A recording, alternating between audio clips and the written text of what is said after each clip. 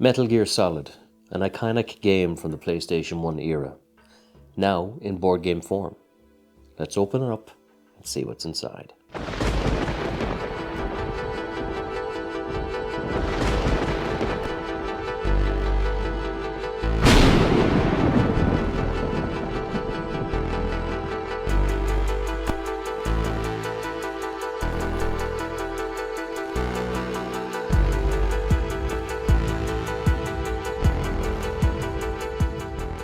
Hello and welcome to The Lucky Roll, an eclectic channel for eclectic games. And today we're going to be unboxing Metal Gear Solid, the board game.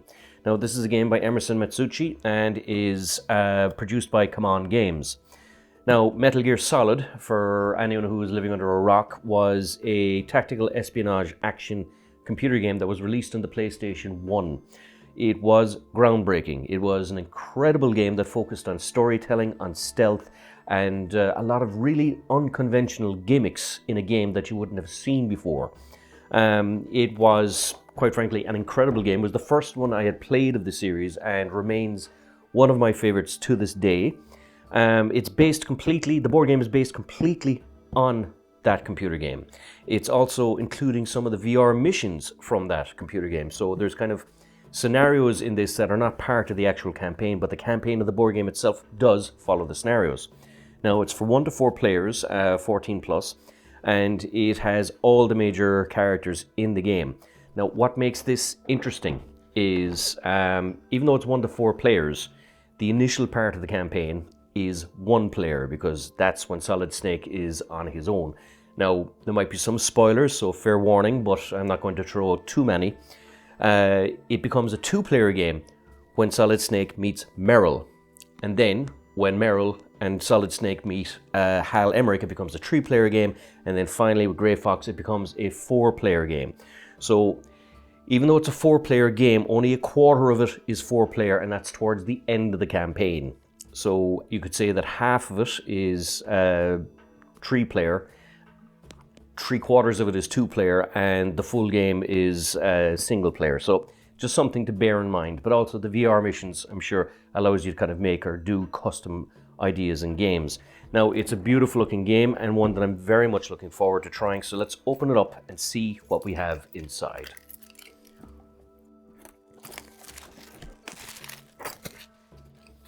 Now it's a game I've been very much looking forward to opening, because I bought this up in Belfast, and it was a very long train trip home with this in front of me, waiting longingly for me to be able to unbox it. But finally I can. So opening the box for the very first time, we are greeted with the Come On label. So we have Marvel Zombies here, we have the Sheriff of Nottingham, some X-Men mini thing, and I'm not quite sure what that is. We have here the campaigns. Now this is interesting because the rule book is comic based, so that's quite interesting. So what we'll do is we'll open this and see what we have. So we have the Shadow Moses campaign. So this is the actual campaign itself. You have the rule book, which is quite small actually. The rule book is 19 pages with plenty of illustrations and examples, so it's not going to be an impossible game to get under your grasp. We have here the codices. So, oh yes, this is the story aspect of it. So at different points during the computer game of the campaign, you would get codec calls, or no doubt you'd be told to ring certain frequencies, and so that's what this is, part of that. And finally we have the VR missions, which are 1 to 4 players, which I'm happy to kind of expose some of the VR missions, but you can see here that it's based on certain levels. Like, I mean, this now I recognize is one of the opening tiles for the computer game. Snake arrives in a kind of a pool of water and needs to sneak up into an elevator. Now these 2 bits are not part of the initial level, but I do recognize that tile. So it's basically, I guess, the VR missions help you become a little bit more skillful, because in this game, if you are not very stealthy, you will trigger bad guys, and the bad guys will continue to stay triggered if you roll badly, and will take opportunistic shots at you. So you have 4 essential little rule books here, and the Shadow Moses campaign is 51 pages long, so there's quite a lot in it. So we'll put those aside. The next thing we have here is the cardboard. So that's interesting. I already recognize the tank. You have an exit sign. You have an elevator. You have a tile. I think I recognize that. That's near the end of the game. You have Sniper Wolf. You have Solid Snake. You have Merrill. You have Grey Fox. So what I'm going to do is I'm going to open this. Now these are actually packaged very well. So everything here is in a kind of a proper slide sheet that you can actually put things back into. So this is quite clever because if there were certain tiles or maybe a save, it's nice to have a baggie that's wide and broad like that so you can kind of keep certain things safe. So yeah, we have here Otacon. I'm just going to zoom in. So we have rounds, of course. We have Otacon, we have Grey Fox, and Otacon. So of course different kind of modifiers, I presume, for dice and rolls. You have a load of 5s, you have a couple of grenades, you have a load of X's. So I presume it's question marks and files on one side and X on the other. So I presume one of them is the correct file and one is not. You have more rounds. You have, again, more rounds, singular points. You have cogs. You have little dots, which are different marks on the behind. So I guess that they would have a function. You have cameras here. You have an exit sign. You have what I presume is Snake's health here. You have different kind of areas that I presume you must explore. You have a claymore. You have ropes. You have place Otacon here, so I'm guessing this is probably the room where you rescue Hal Emmerich. This looks like the end of the computer game. And again, you have another room here with a guard count and another guard count. So that's the first tile sheet. The second one, and there's 3 in total. So we have A, B, C, D, more claymores, Semtex, a couple of ropes, what look like to be rockets from an RPG, 2 more rooms. You have different files here, and again on this side you have what I presume is, well, someone whose health is not doing so well. I'm presuming this is like kind of the heart monitor beep beep beep thing, or perhaps it could be just laser grids. You have 2 more cameras, another big camera. Oh yes, of course. So this, I presume, is you periodically flip it and it tells you what way the camera is looking. So if green's up, the camera's looking that way. If orange is up, the camera's looking that way. A couple of more files. What seems to be, not sure what those are. Again, a couple of moments. Oh yes, this is probably, so the last place that Snake was seen, Merrill was seen, Hal Emmerich was seen, or Grey Fox was seen. And a couple of files again, except these times they have ticks. So we had ones with X's and these ones with ticks. And you have Merrill and Snake here again with kind of different modifiers, a couple of grenades and more rounds. And we have a third sheet. So this sheet, of course, has what I presume these are the guys when they're knocked out, and these are possibly when they're killed. So one of the great things about the Metal Gear Solid game is that if you knocked a character out, he'd wake up again, and if you killed him in Metal Gear 2, you had to remove the body. I'm presuming that mechanic is here a little bit, that you still have the skull, so of course if a guard comes across a dead guard, he's going to raise the alarm. You have some Grey Fox tokens here, other interesting tokens here. You've got all the characters here, so these could be positions. You've got medicine, so this could be diazepam. I remember there was a mission with Sniper Wolf where you had to calm the shakes in your hand, so it just allowed you to aim a lot more clearly.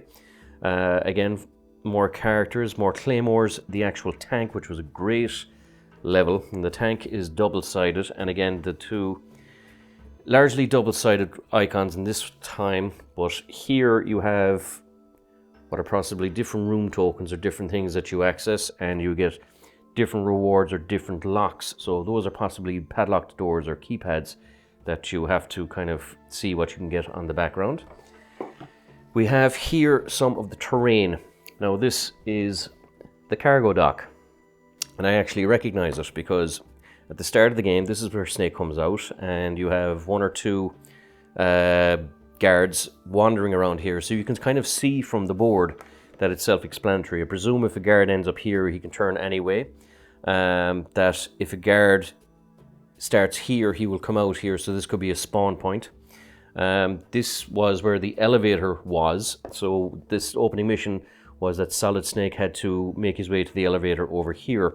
And I remember there was a ration hidden over here somewhere, and I think if you crawled under one of these gates, you also got another ration pack. So that's the cargo dock. So that's the very first level of the game.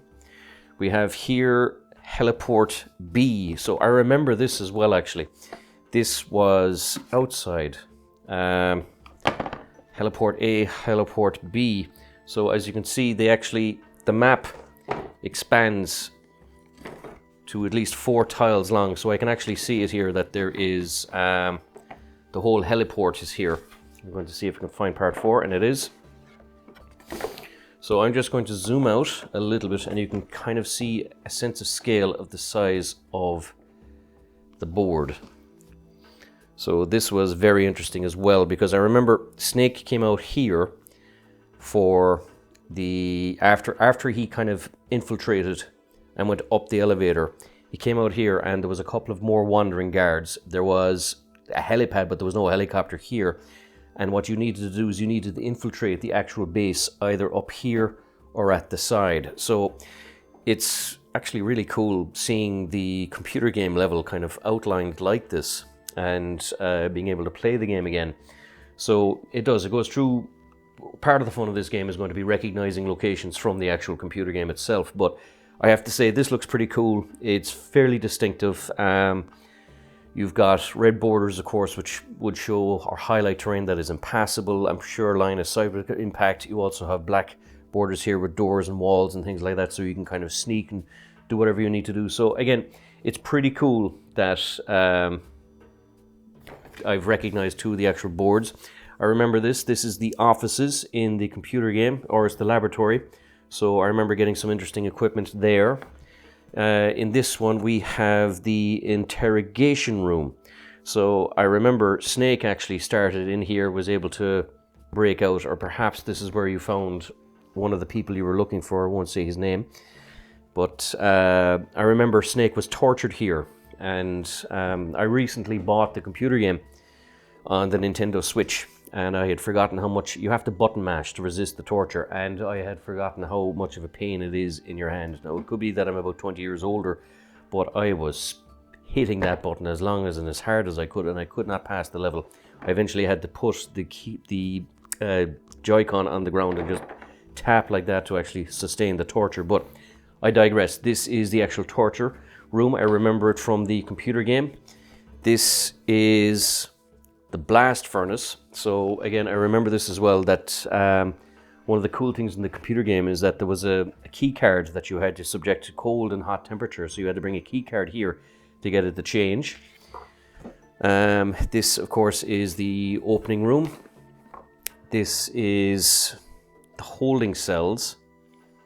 So I think, yeah, this is where you found the DARPA chief the first time, and I think where you met Merrill.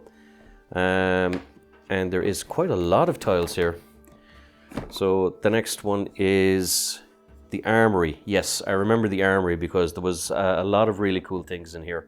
Every key cord, every door opened with a kind of a key card, and it kind of went up. So key card 1 would unlock this door and this door. Key card 2 might unlock this one. Key card 3 would unlock this one. Key card 4 would unlock this one. And say key card 6 would unlock this one. So we were always coming back to this room in later levels to see if you could kind of get new cool gear like a sniper rifle or anything like that. This is the outside. Now I remember this was Sniper Wolf. So this was the Sniper Wolf boss mission. So I'm guessing that she's probably hiding behind one of these bushes, and you have to see and target or go at them whatever way you can. So that's Snowfield A. So again, this is pretty cool in the sense that you can see how much of a kind of a sniper mission or game it is, that the Snowfield breaks up into 4 distinct patterns again. So again, this is actually really cool that you have a whole level here literally in front of you. So I won't go rooting for the other part of it, but again, you can see how big some of these boards are. So that again is really cool. So you can see here as well that you got what looked like ammo boxes, things like that. We have here on this side Warehouse A, so you could recognize that from the computer game. The armory, I'd already spoken about that. We have here Warehouse B. We have here Nuke Building B1. Now I don't quite remember this, but this was, I presume, towards the end of the game, so I didn't play the end. I did beat the game, but I didn't play it as much as I could have. And you have the Metal Gear Platform A here as well. So it does follow through the whole campaign. We have here Nuke Building B2, and we have here Metal Gear Platform B. So I'm guessing, spoiler warning here, I suppose, this is what the final boss room is going to look like. So again, pretty cool. We have Nuke Building L1, and we have Underground Base, and that's interesting because that's what Metal Gear looks like. We have here the commander's room. Oh, and I remember this battle. There was most people who played the computer game always speak very, very fondly of Psycho Mantis. There was a really neat little gimmick that the bad guy would always anticipate your maneuvers or your movements because it was copying the inputs you were putting into the game control. So the game, after a couple of minutes, will hint at you to kind of swap the game control from port 1 to port 2, and then the Psycho Mantis character can't read your movements anymore, which is actually incredible. Now I'm guessing here, because you get numbers up on top and to the side, that there is a custom battle for this. And indeed, it was one of the things I was wondering how they were going to do the Psycho Mantis boss battle here. So the fact that there's a specialized tile for it, I'm very much looking forward to it. So again, pretty cool. You have here just the security compound, more things to get for loot. This is Metal Gear. This is the comms tower roof. And we have here the Nuke Building truck. Okay. We have here, oh, I remember this. This is the room where you had the boss battle with Revolver Ocelot. So when shooting through the yellow dash lines, deal 1 damage to Baker per line rolled. I remember as well, actually, because you were trying to rescue the hostage. So yeah, again, you can see it here, the Ocelot stage. So that's really cool that they have what seems to be a unique mechanic for every unique boss battle. I'm really impressed with that. We have here VR01, so that's probably the virtual reality missions. And we have here the helicopter gunship. That is incredible. There was a really cool part where you were fighting an Apache helicopter, and they actually brought that into it. I'm well impressed at that. I have to say now, I'm only just going through the game, and the potential that you see here is actually incredible. We have here, so this is Otacon, Hal Hemrick, and his character card. So you can see here there's a bit of lore, a nice quotation, and I presume these are the skill sets. So you've got focus, access system, system search, hack terminal, sneak, dash, knock, and interact. So these would be kind of all the basic functions of the game. So I presume that on your turn you have so many action points and you use them to spend them on doing these different actions, and depending on what you've done, like say knocking, I presume, would cause noise. So yeah, you can see here that there's a little exclamation mark and a question mark. So if you're knocking within range of guards or anything like that, or even dash, I'd say if you're doing that within range of guards, that you might draw attention, so you don't want to be doing that. We have Ninja, Cyborg Ninja, which was, well, he's known as Grey Fox. Not much of a spoiler, I think, because he's literally called Grey Fox in some of the tokens. Again, you've got sneak, dash, hand-to-hand attack, combo attack, and focus. Knock, interact, and drag body. So he's a slightly different skill set to Hal. You have Meryl. She has focus, combo attack, hand-to-hand attack, dash, sneak, drag body, interact, knock, and gain disguise. So she, I remember in the computer game, was able to walk amongst the guards, but stood out to Snake because she had a lovely little waddle when she walked.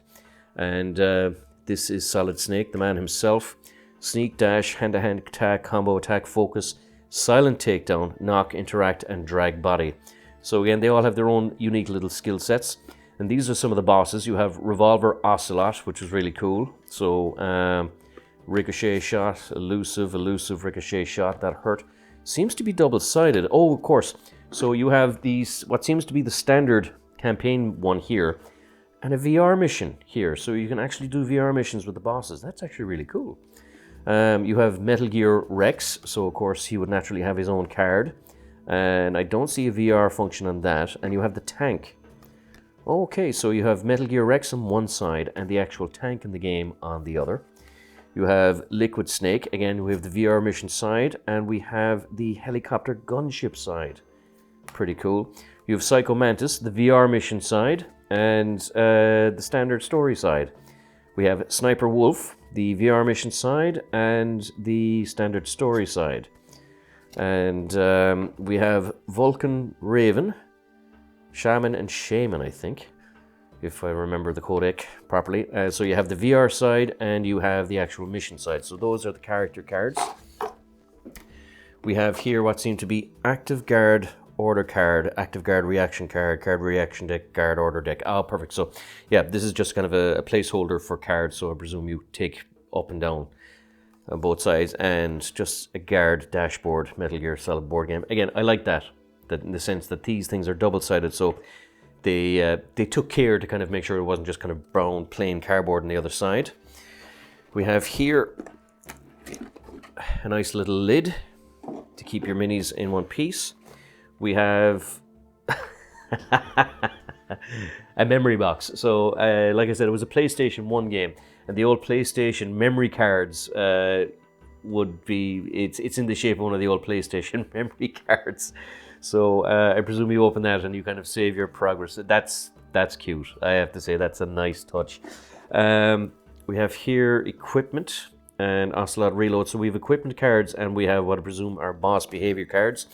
And we have guard reaction and light assault rifle. So more equipment.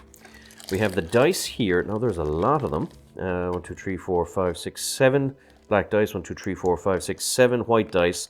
And some of them have their unique custom dice because they have an exclamation mark on the white ones, and I don't see anything overly unique about the black ones. And there's one little red cube, and yep, standard dice, embossed, not printed, and yep, nothing wrong with them.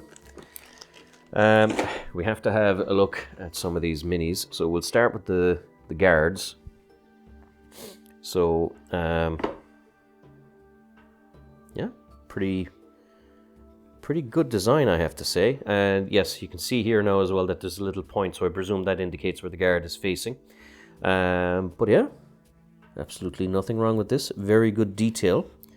This is something to be quite easy and fun to paint, I have to say. The guards are there with the FAMAS, so they're not all exactly the same, actually. There's slight different poses in one or two of them. These guards are the same. These guards are the same. So it's interesting. There was one guard here with the rifle lowered just a tiny bit.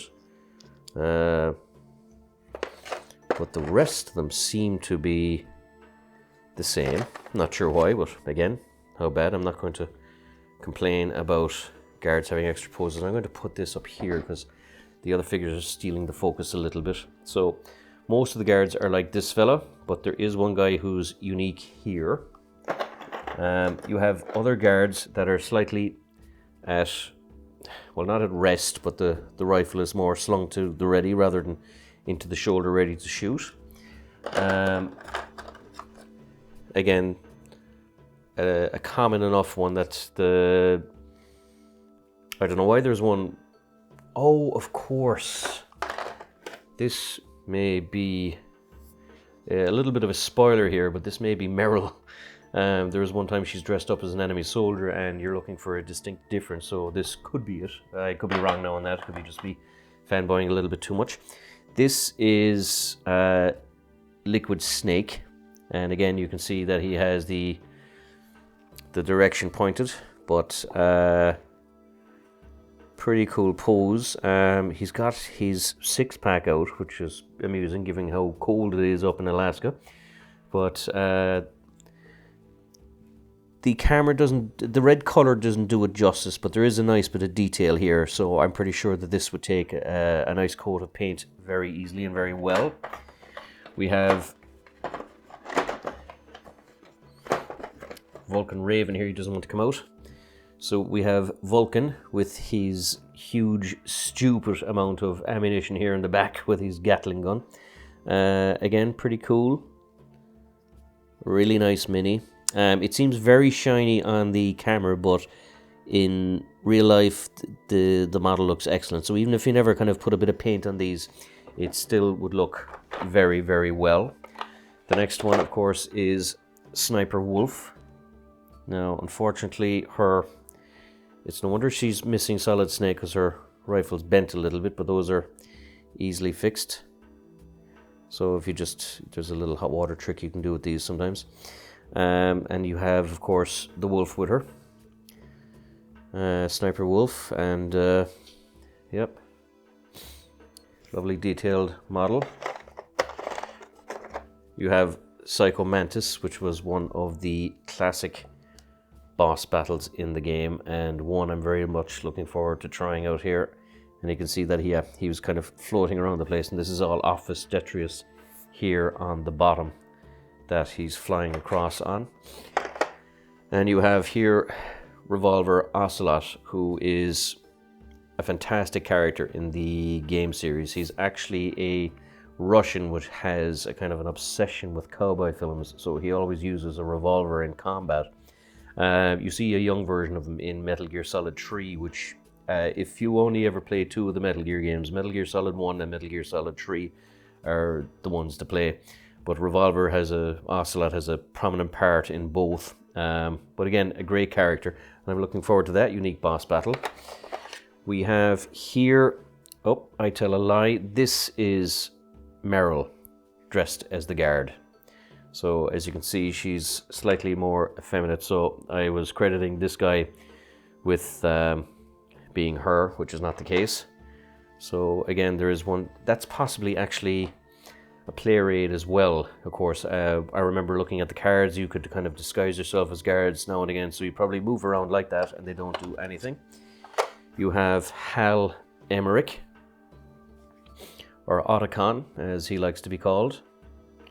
So, again, one of the player characters, and yep, nice detail on the actual laptop as well. We have here Meryl in full-on action pose. Yeah, as you can see, she's pretty kick-ass here. Now, she's aiming with a handgun whilst having a FAMAS slung, so yeah, pretty cool pose. Doesn't make much sense, but a pretty cool pose. We have here Grey Fox, and for some reason they put him in grey rather than blue, but it looks better, I think. Again, a really cool kind of character, and yeah, he's not like Sniper Wolf with a bendy sniper rifle. The sword is perfect and straight here. Again, a really cool dynamic little pose. This will take wash paints very well. And of course, the man himself, Solid Snake. Now again, a pretty cool mini, and what I'm looking at here is I can see that there's a ration pack. There's a ration pack down on the ground, and there's also a little cardboard box, which is a bit of fun. He's also pretty geared up. He's got his M9 with the sniper rifle. He's got the infinite ammo bandana, and again, a pretty cool little model, and one I'm looking forward to painting. And 2 other cool little things. You have the cardboard boxes, which was a fun, silly little thing, and you have 2 of them, and you actually have little legs underneath. So you can kind of see that there was a fun part in the game where you're just sneaking around in a cardboard box. You know, it's it's cool that they added in it, and it's cool that there's 2 of them. Why there's 2 of them, I'm not sure, but why not? And the last thing we'll do is we'll have a look at some of these cards.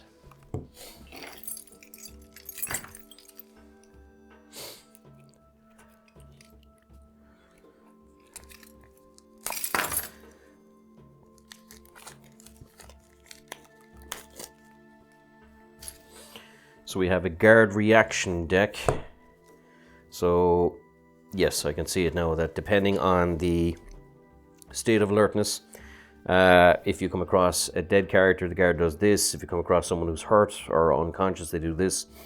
If the command they got away, that means that okay, they go back to kind of semi-alert status, and this is the investigation. So as you can see with the investigation, there's different kind of instructions. So the game randomizes itself, and 2 of them are that nothing. You just remove the question mark. So these are the guard reaction cards. You have guard order cards. So again, yeah, so it tells you what the guard is doing, it tells you what the camera is doing, and I presume what happens if the patrol comes into things. So there's a different function in every aspect, and guard order mission failed. That's interesting. Snake, snake, snake. We have here blue guard orders, so I'm guessing maybe it's various levels of difficulty, or maybe VR missions. But again, yep, there's a lot of leeway here. We have system Rex. So these would be the behavior cards for Rex. Snake, look for the right moment to launch your missile. The radome will take more damage if you hit the center. Look out, it's about to. I'm sending supplies your way. You can do it, Snake. Watch out, Snake. I'm using interference to confuse the radome. So that's pretty cool in the sense that they've put some of the codex lines in it as well. So just, you know, a nice little bit of extra fan service. We have Vulcan Raven here, and again, turret, manual control, cover fire, pivot aim, sync movement. Snake, I see him, he's headed towards you. So again, these are all just different behavior cards, and you have one here for the system gunship, which was when you were being attacked by the gunship. Again, all pretty cool, pretty straightforward cards. We have system Otacon. So how does Otacon?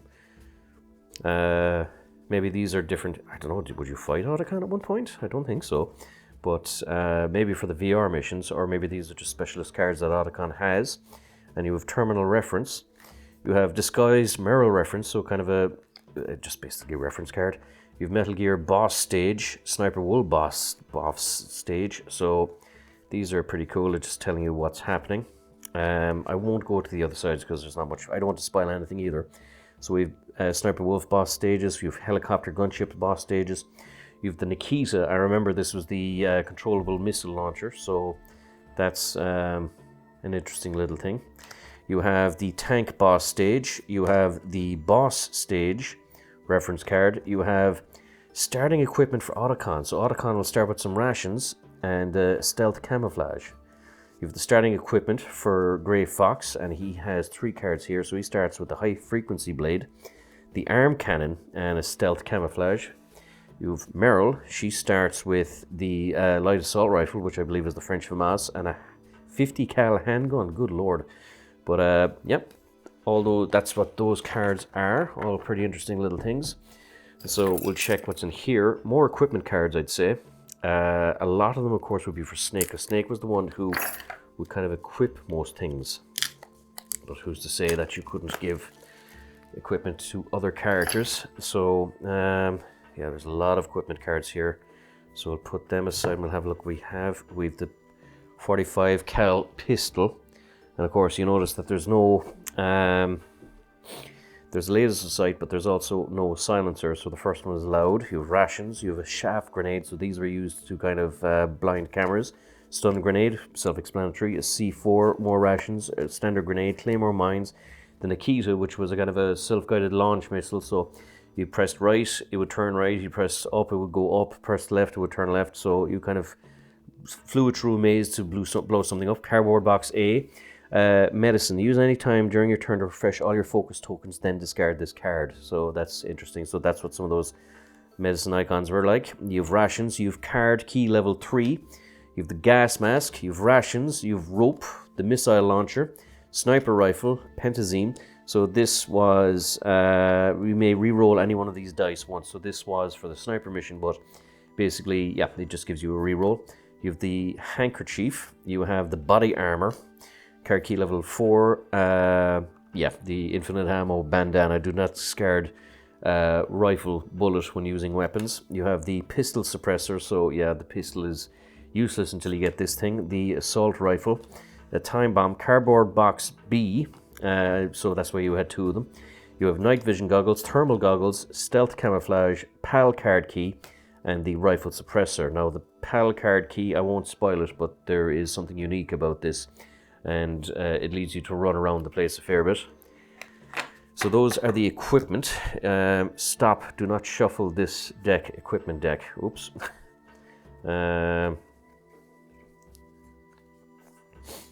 So That's fine. Yeah, I think it is actually in order. Now, even if you did shuffle it, I'm pretty sure it's not the end of the world to be able to put it back. Or failing that, I will have to watch my own video and see what way I had drawn the cards. So we have here the special Metal Gear Rex cards. So we have Metal Gear Special, Special, Special, Special, Special. More Metal Gear Rex cards. So again, yeah, just telling you what the different actions are. Different actions for Vulcan Raven. Different actions for Sniper Wolf. For the gunship. For Psycho Mantis. So that's pretty cool. Video, moving statues, deadly decor. So telling, yeah, I remember some of that aspects from the battle. The Cyborg Ninja. There is a point actually where you do fight Grey Fox, I think, because he's testing you. The tank. Revolver Ocelot. What a cool kind of graphic of the character, actually. And Revolver Ocelot reload. So yeah, when you bring up the reload card, that was one of the great things about the computer game as well, is that because he's using a kind of an archaic revolver, it took time to reload, so that's when you could kind of get him. But that, ladies and gentlemen, is everything that is in the Metal Gear Solid board game. One I'm very much looking forward to trying. A big, huge nostalgia trip for me, at least, because I'm a huge fan of the computer game. So, as always, if you enjoyed these videos, please like, subscribe, all that good YouTube stuff. And until next time, this is Sean from The Lucky Roll, signing off.